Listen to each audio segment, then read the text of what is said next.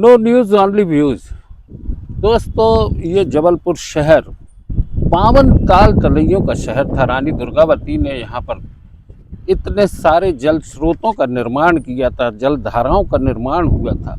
वक्त के साथ वो सभी ताल तालाब तलैये कॉलोनियों में तब्दील हो गई। आज हम जहाँ खड़े हैं ये गंगा सागर तालाब की ज़मीन, पीछे आप देख रहे हैं तालाब, और जहाँ हम खड़े हैं इस ज़मीन पे भूमाफिया ने अपनी तरह से यहाँ पर इसकी पुराई शुरू कर दी है और धीरे धीरे तालाब अब अपनी जो फैलाव है उससे सिमटता जा रहा है। एक तालाब के घुटकर मर जाने की कहानी है ये। इसको अगर नहीं समझा आज तो एक दिन केवल इतिहास में रह जाएगा गंगा सागर। और आप यहाँ आकर देखेंगे तो यहाँ ऊंची ऊंची इमारतें खड़ी होंगी और उन इमारतों से निकलने वाला प्रदूषण होगा, गंदे पानी की निकासी होगी, लेकिन तालाब नहीं होगा।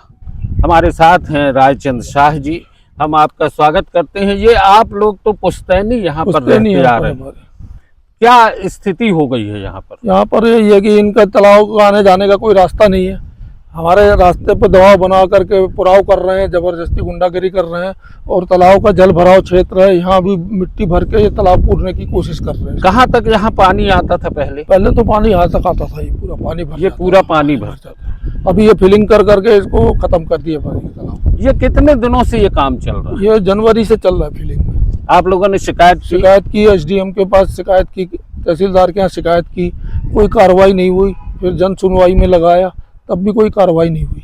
आपने पुलिस में शिकायत की तो उन्होंने क्या कहा? पुलिस में कहा कि ये तो न्यायालय का मामला है, हमारा मामला नहीं है। यानी अगर आपकी जमीन पे कोई भूमाफिया या कोई ताकतवर तत्व मलबा फेंक जाए तो उसके लिए पुलिस कुछ नहीं करेगी। पुलिस ने कहा कि हमारा मामला नहीं है, राजस्व का मामला है, आप न्यायालय में जाइए। न्यायालय में जाइए। अब हमारे यहाँ कारखाना है, कारखाने में 25 आदमी 30 आदमी काम करते हो, आने जाने का रास्ता बंद कर दिया।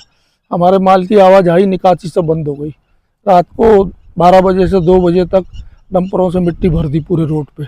आप उद्योगपति हैं, आपकी फैक्ट्री है, और दूसरा ये तालाब है। दो मुद्दे आते हैं दोस्तों। एक तरफ उद्योगपति के लिए उसके साथ न्याय ना होके उसको न्यायालय की शरण में जाने की बात पुलिस कहती है, दूसरी तरफ एक बेजुबान तालाब जिसमें कई पशु पक्षी दूर दूर से आते हैं, पानी पीते हैं, उनकी आवाज़ भी कोई नहीं सुनेगा। एक तालाब के मर जाने की कहानी है ये जिस तरीके से रायचंद जी आपने देख रहे हैं ये तालाब को, आपने कब से देखा है? हम लोग तो सन 65 से यहीं रह रहे हैं, 65 से तालाब को देखा है। और 65 में तो इतना तालाब भर जाता था ये पूरा, और पानी की सिंगाड़े की खेती होती थी, इसके बाद मछली पकड़ी जाती थी। और अब ये सब बंद हो गया, और अभी माफिया लोगों की नजर है इसके ऊपर कि कैसी तरह कब्जा। ये तो मदन महल वाला क्षेत्र है, इसको रानी दुर्गावती का बनाया हुआ है ये गंगा सागर का तालाब।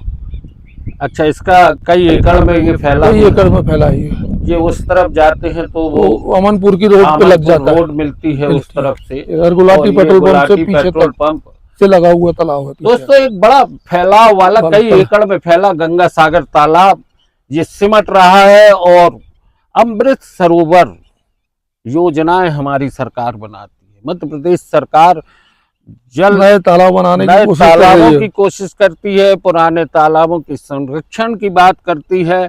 हमारे सांसद जी ने जल महल बनाने की बात की थी और निश्चित तौर पर उनके प्रयास सराहनीय भी रहे हैं। लेकिन एक बार हम आपसे फिर कहेंगे कि इस तालाब की तरफ देखें। पूरे शहर की जनता से हम आग्रह भी करना चाहते हैं कि ऐसे तालाबों के संरक्षण के लिए आप आवाज़ उठाएं, क्योंकि जल है तो कल है। नो न्यूज़ ओनली व्यूज पर आज बस इतना ही। बहुत बहुत धन्यवाद।